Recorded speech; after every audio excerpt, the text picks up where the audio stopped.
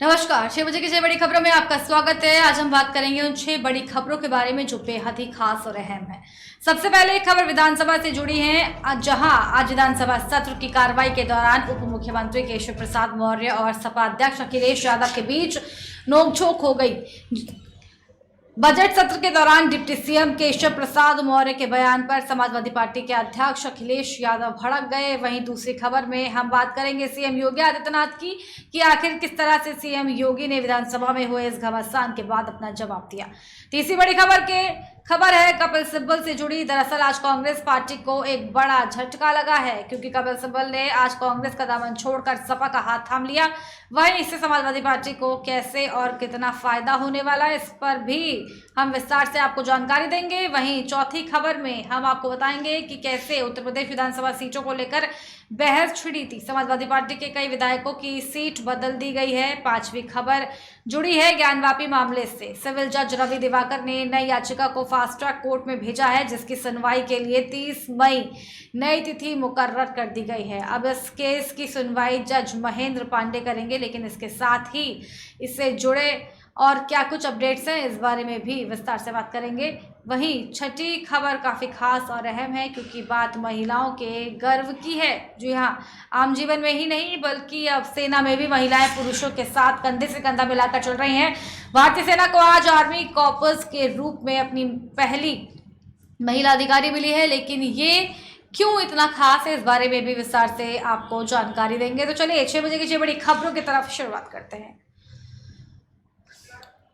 उत्तर प्रदेश विधानसभा में आज जोरदार हंगामा हुआ। बजट सत्र के दौरान डिप्टी सीएम केशव प्रसाद के बयान पर समाजवादी पार्टी के अध्यक्ष अखिलेश यादव भड़क गए। सपा के कार्यकाल पर निशाना साधते हुए डिप्टी सीएम ने कहा कि पिछली सरकार में सैफई के विकास के लिए पैसा कहां से लाते थे, क्या विकास के लिए पैसा पिताजी से लाए थे। इस पर गुस्सा अखिलेश ने तल्ख तेवर में जवाब दिया कि हम नहीं लाए थे, क्या तुम लेकर आए थे। आगे कहा कि केशव मौर्य दूसरों की चिंता करते रहे, इसलिए अपना चुनाव हार गए। आपके माध्यम से यहां कहना चाहता हूं, इस बार का विधानसभा चुनाव बड़ा रोचक था। मैं वास्तव में आश्चर्य करता हूं कि अगर एक बार का दावा 2014 का जो आपने किया था, मैं सुनता था उसको, मैं इसी सदन में बैठा था और संयोग से उस समय मुझे उस राजनीति में पहली बार मैं विधानसभा में आया था और उस समय आया था जब समाजवादी पार्टी की लहर थी। उस सीट से आया था जिसके आपको बड़े गुणगान दिखाई दे रहे हैं, उसकी मैं जानता हूं क्या स्थिति है, लेकिन आप भरोसा रखिए आपको 25 साल तक केशव प्रसाद सत्ता में आने नहीं देगा। आप विपक्ष, आप श्री अखिलेश जी हमारे बड़े अच्छे, आपको मैं पसंद करता हूं, लेकिन अध्यक्ष जी हम आ पाए ना आ पाए, ये हमारे माननीय सदस्य लोक भवन में कब बैठ पाएंगे। कि लोक भवन में तो कमल खिल चुका है और वो कमल खिला रहे हैं। माननीय अध्यक्ष जी साइकिल पंचर हो गई है, तो अब पंचर का ठीक कराने की जो आपकी साइकिल है उसको शायद उत्तर प्रदेश जनता ठीक करेगी नहीं, इसलिए मैं लोक भवन में कब बैठूंगा। लोक भवन में हम लोग ये पीडब्ल्यूडी मिनिस्टर रहे, ये भूल गए इनके जिले की मुख्यालय की सड़क किसने बनाई, आपने बनाई, बताइए बताइए। फोर लेन किसने बनाई बताइए। माननीय अध्यक्ष जी, मैं आप कृपया करके आपस में डिबेट नहीं करें। कृपया करके नेता प्रतिपक्ष पूर्व मुख्यमंत्री जी को ये बता दीजिए, ये 5 साल सत्ता में नहीं रहे, आगे 5 साल के लिए फिर विदा हो चुके हैं। 2027 में चुनाव आएगा, मैं तो यह मानता हूं कि फिर कमल खिलेगा, फिर आपका अभी कोई भविष्य इस समय नहीं है, लेकिन सड़क किसने बनाई है, एक्सप्रेस किसने बनाया है, मेट्रो किसने बनाई है। जैसे लगता है आपने सैफई की जमीन बेच करके ये सब बनवा दिया है। तुम अपने पिताजी से पैसा लाते हो या बनाने के लिए, तुमने राशन बांटा है तो पिताजी ने, क्या बात है, कोई बात है।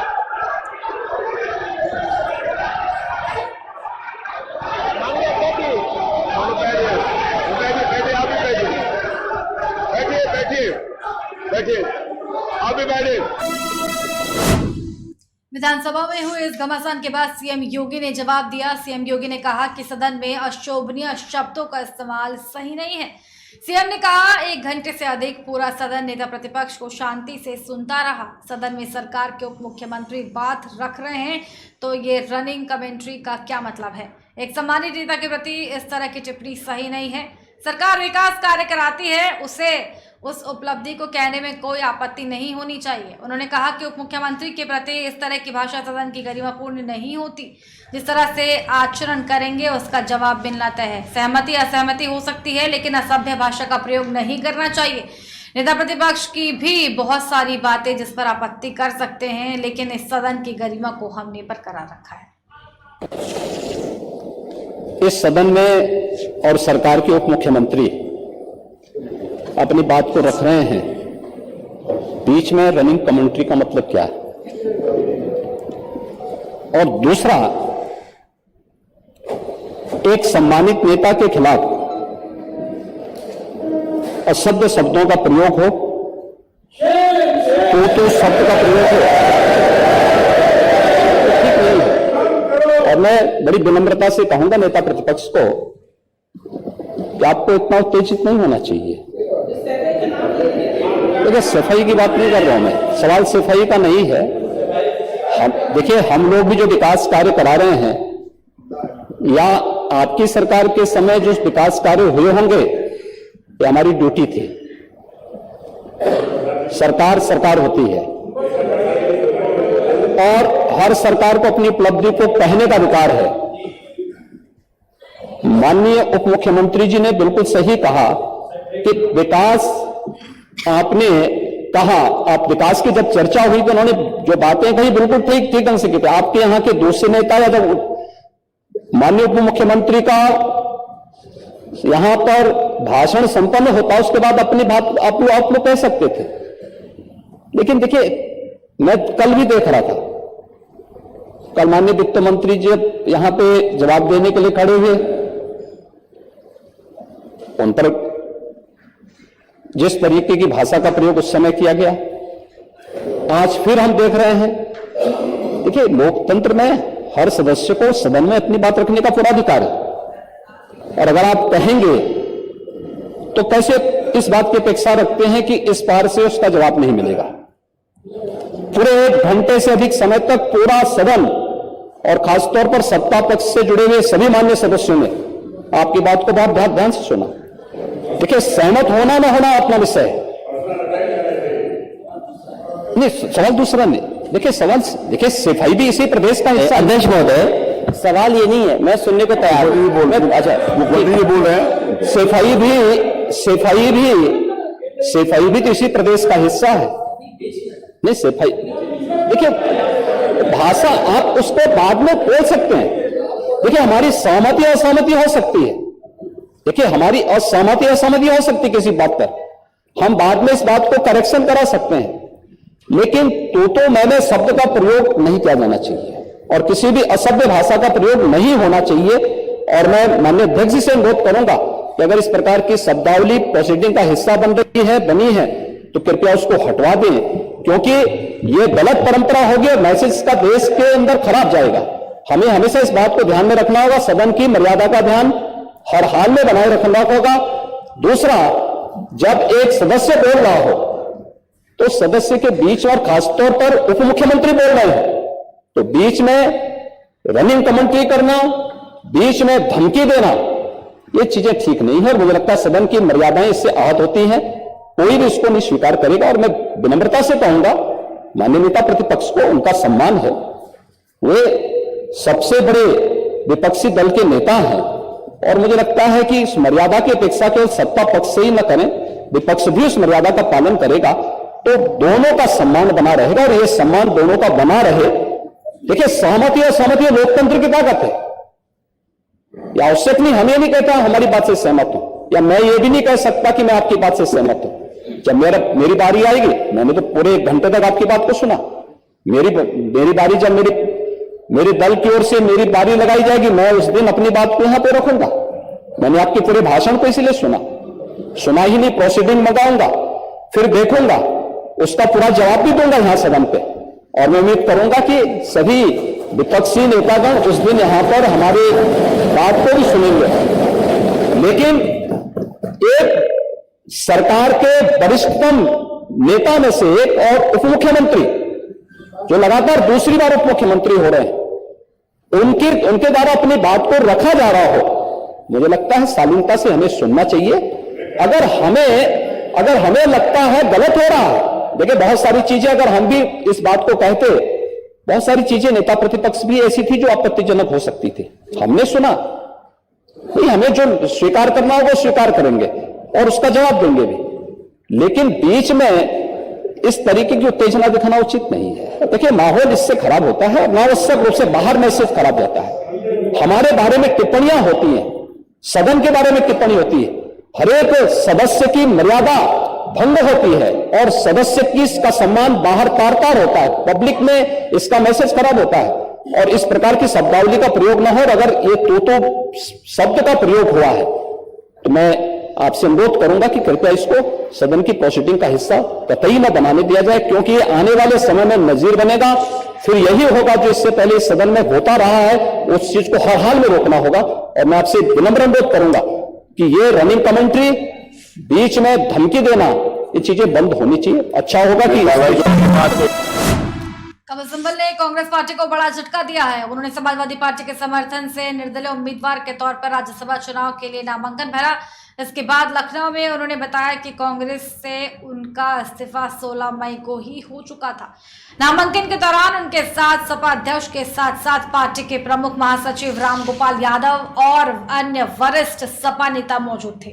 दरअसल कांग्रेस नेतृत्व के खिलाफ मोर्चा खोल चुके कपिल सिब्बल को इस बार केवल समाजवादी पार्टी ही नहीं बल्कि लालू यादव की पार्टी राष्ट्रीय जनता दल और झारखंड मुक्ति मोर्चा भी उन्हें राज्यसभा भेजने को तैयार थी। गौरतलब है कि एक के बाद एक कई राज्यों में लगातार कांग्रेस की हो रही हार के बाद कपिल सिब्बल ने सीधे गांधी परिवार के नेतृत्व को ही चुनौती दे दी है।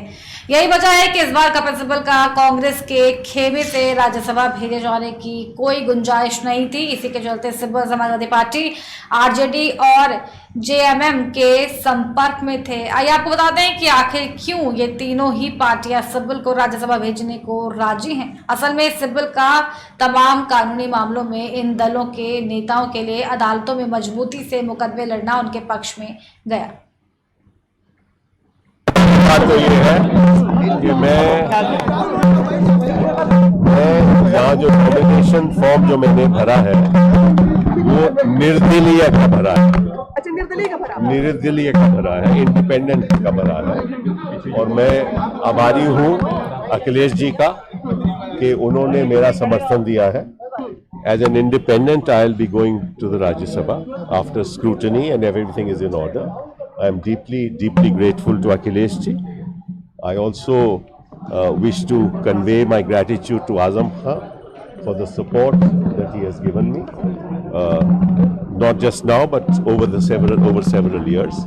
I am happy that I will be a member of the Rajya Sabha once the nomination form is cleared and the scrutiny is done. As an independent member, I have always wanted to be an independent voice in this country, and I am glad that Akhilesh ji understands why that is so. I think that we are all constrained by the fact that we are members of political parties and we have to therefore abide by the discipline of those parties. But I think it is important to be an independent voice. और मैं समझता हूँ कि जब एक निर्दलीय की आवाज उठेगी तो वो लोगों को फिर ऐसा लगेगा कि किसी पार्टी से जुड़े हुए नहीं हैं, लेकिन देखिए हम विपक्ष में रह के हम एक गठबंधन बनाना चाहते हैं, सभी का गठबंधन, ताकि हम मोदी सरकार का विरोध करें। हम चाहते हैं कि 2024 में एक ऐसा माहौल बने हिंदुस्तान में कि मोदी सरकार की जो खामियां हैं वो जनता तक पहुंचाई जाएं, और हम इसका प्रयास करेंगे। मैं खुद इसमें अपना इसका प्रयास करूंगा। मैंने दे दिया है 16 मई को मैंने कांग्रेस पार्टी से त्याग पत्र दे दिया है। 16 मई को मैंने त्याग पत्र दे दिया।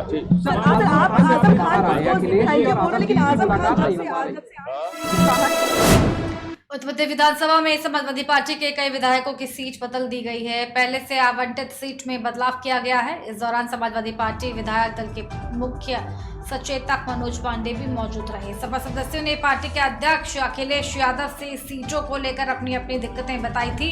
वहीं अखिलेश यादव की आपत्ति के बाद पहले से आवंटित 17 विधायकों की सीटों में बदलाव किया गया है।